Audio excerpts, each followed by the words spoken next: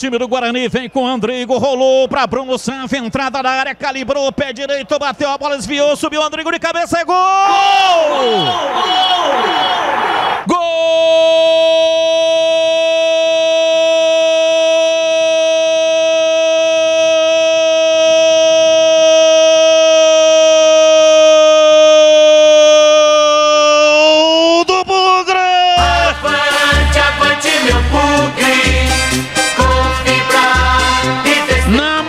De 9 minutos passados, primeiro tempo, uma arrancada excepcional, a bola pela direita no campo de ataque, Bruno Sávio bateu, a bola desviou na defesa e se ofereceu para Andrigo, de cabeça ele chegou finalizando, jogou a bola no fundo do gol do Novo Horizontino, ela bateu lá dentro e fez chuá!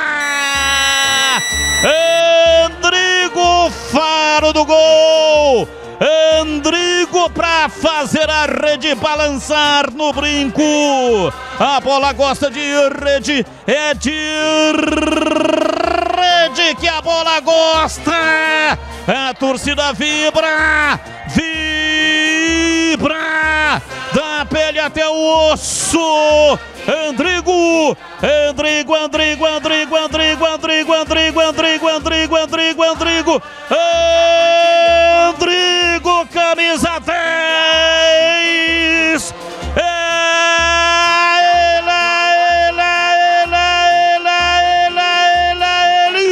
ele, o autor do gol, abre o placar do brinco.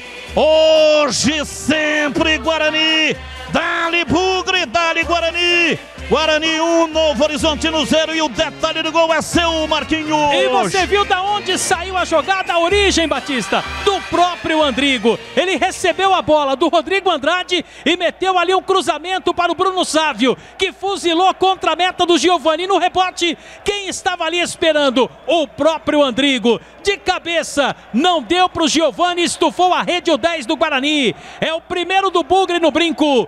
1-0, o Guarani está vencendo.